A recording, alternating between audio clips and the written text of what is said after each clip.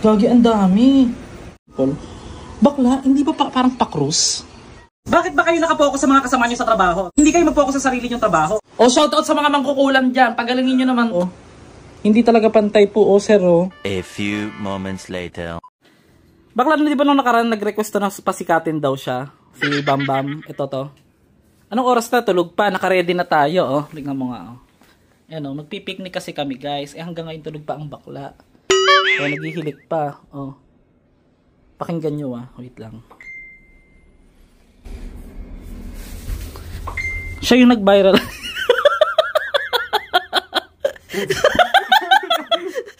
Siya yung nag-viral, guys, sa Kinulaw. Sasabihin ko sa... Kung ganahan ka mag-vlog-vlog, mag-practice na ka mag-Tagalog. Kaya alam mo naman, ang Tagalog daghan lang nag... Di ba nakabasa ka ng comment ba? Ang hina daw ng audio mo. Ano? May hinag-comment. Sobrang hina daw. Ng audio ko? Oo. Pa-check up ka, piste ka. Guys, meron ako nakita dito. Kanina pa nagbibilang ng pera. Tignan mo, ah. Lang. Ang gagawin ang mukha niya, BFF, na parang inosente. No? Parang wala kang kasalanan. Ganyan sila. Si Beji, ganyan man din si Beji. Ba't ganyan ang mukha mo, besh? Ba't parang walang kasalanan? Pero ano yung hawak mo? Sahod ko sa Reels. Unang sahod. Oo nga, sinabi mo nga kanina. Ibig sabihin, anong balak mo? Para sa baby boy. Ang taray! Uy, kabog, besh! Baka naman pwedeng isang ano lang, isang iced tea lang. Isang ano lang. Pang baby boys lang talaga to siya. Ay. Ang dami. Pang ilang baby boys nang mararating yan? 10. Ay, 1K? 1K yun. Ang taas mo palang mag-ano? Paano kanila makokontak? Sikat naman ako, di ba? Char! Hindi, sisikat pa lang kasi di ba pinakulam ka nung nakaraan? Magte-trending ka eh. Ano? Message na lang ako. Ang gara niya magsalita na, i-message lang ako, parang may Hindi, ano mapapayo mo sa mga nagre-reels dyan na para magaya kanila, gayahin kanila? Tuloy-tuloy nyo lang yun, guys, yung pagre-reels nyo. Sa amin kasi, buong barangay na namin nagre-reels. Pati yung kapitan namin, nagre-reels na rin. So, tuloy lang. Tapos, ilang araw yung sinahod yan? 1 day. Ay, ang taray. Di sa susunod na day, meron ka ulit pang baby boys. Yes. Araw-araw meron. Ay, ang taray. Kaya pala naka-LB siya. Dalaw-dalaw yung LB niya. Dalawa-dalawa yung LB ng bag, besh. Yes. Ano yung katas ng reels yan? Yes. Okay. Oh, nakipangutana. Unsay edad ka unang nadiligan? Beshi. 14 years old. 14. Kinsay nakadilig sa imo? Ako barkada. Ay, hindi. Ay, ngayon, anong ginawa niyo? Saan kayo nakita ng barkada mo? Sa gym lang. Gym lang? Saan niyo ginawa? Sa... Sementeryo? Hindi, Saan? Presuhan. Ba't kinikilig pag nagpapadilig? Guys, comment below nga, pagka nagpapadilig kayo, kinikilig kayo. Tapos, ano yung ginawa niyo? Anong klaseng dilig ba? Yung parang ano ba? First time mo? Hindi mo makakalimutan? Tapos, ano?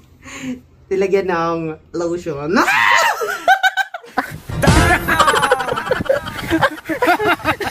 Na! Tea! Tea! Ano yung tea? Tilapi akong lubot. Hindi, huwag natin i-ano lahat. So, ang dami.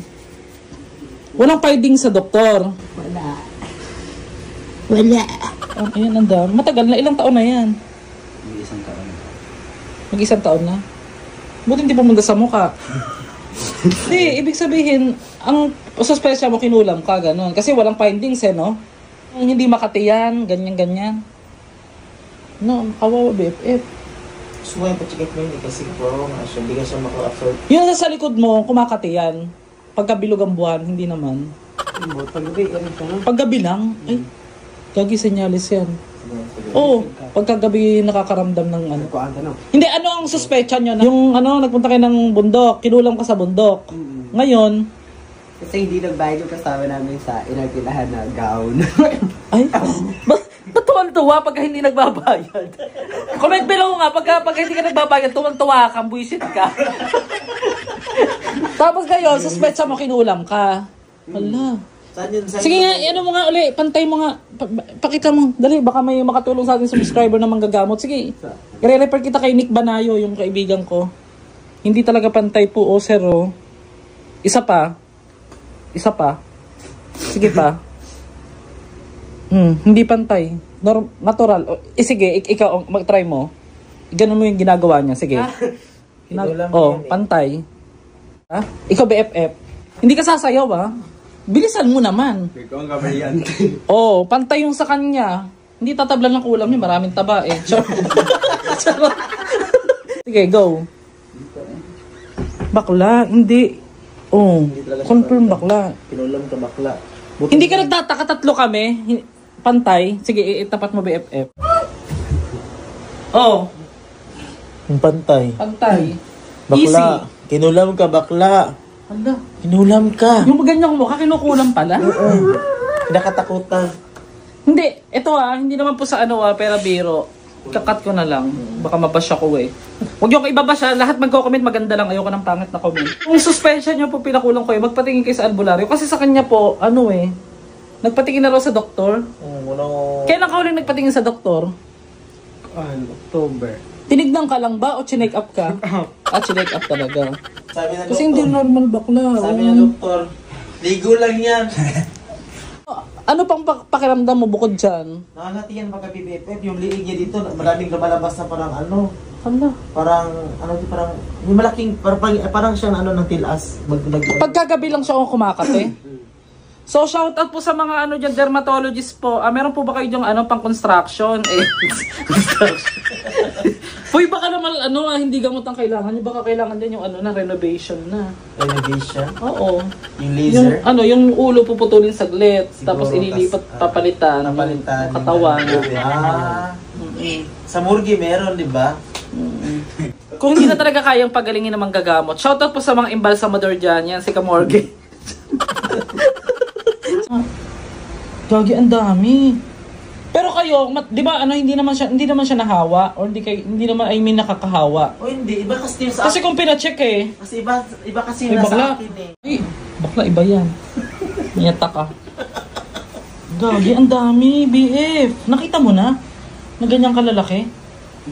Hindi kasi hindi ko salamin. Hindi, pakita ko sa kanya. Baka hindi niya alam na ganyang kalaki eh. Tignan mo nga, pakita ko sa'yo. Hindi guys, lang po kami, good vibes lang kami, pero biruan lang namin. Kaya lang guys, sa totoo lang po, sana po matulungan nyo kung sino man ng shoutout po sa mga construction workers dyan.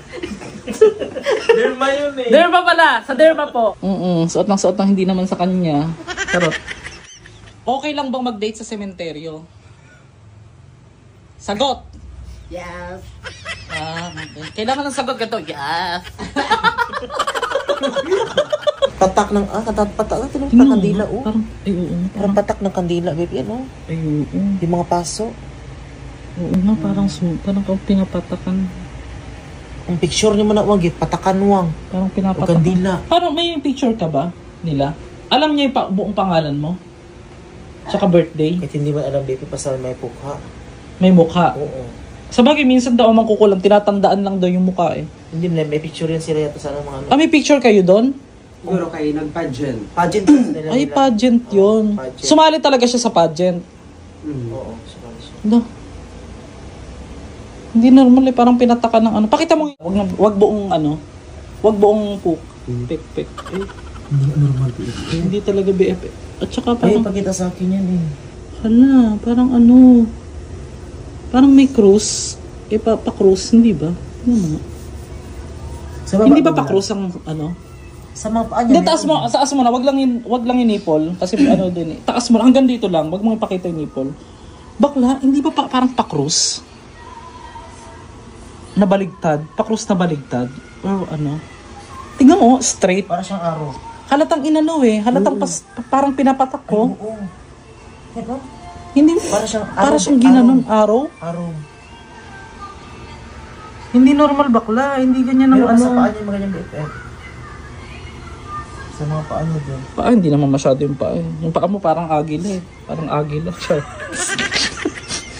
Uy bakla, magpa-check ka. Anong masasabi mo sa mga taong mahilig mag-post sa social media na imbis na direktahin na lang nila yung isang tao?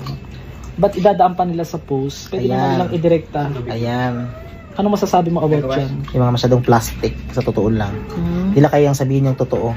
Pwede naman direct eh. Ba't di pa sabihin? Kailan pa idaan sa iba? Paano kung wala namang load? Paano magkakaload? Magkakasama sila, tsa!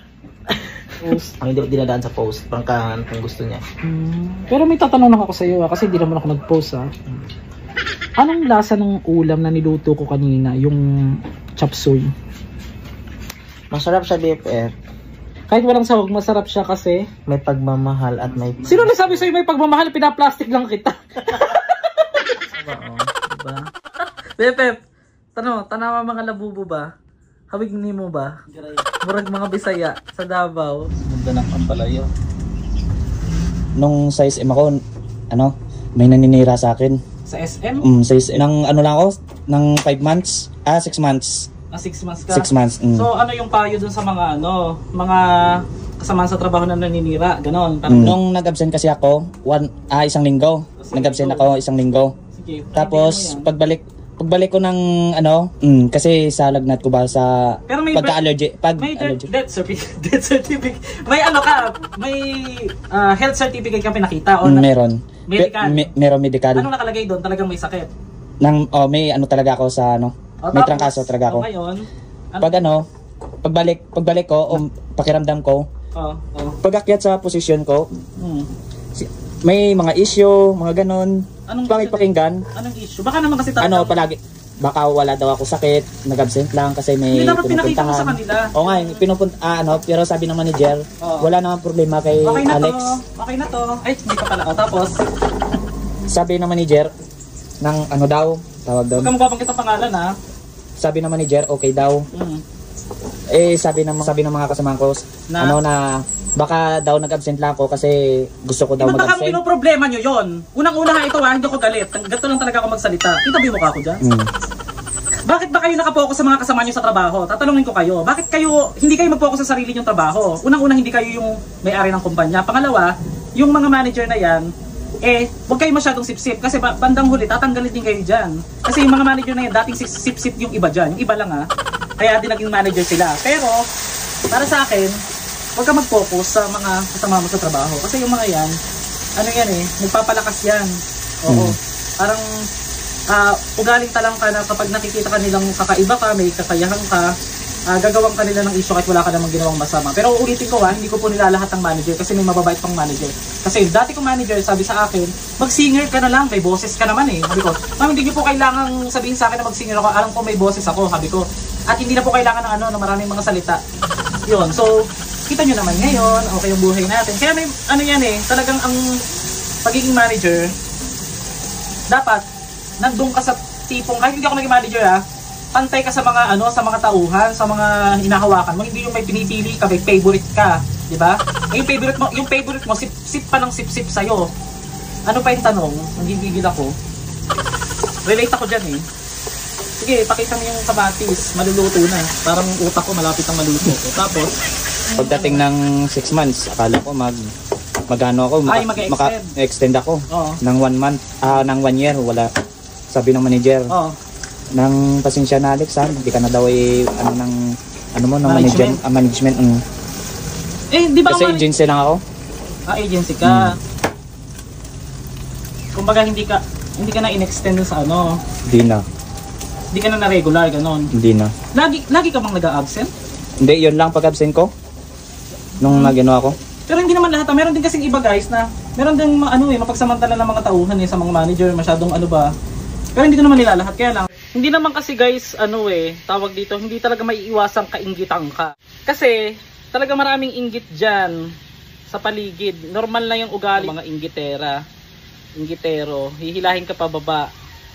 Kasi nasa ibaba sila. Ikaw yung nasa taas. Ganun na lang yun. Okay na yan.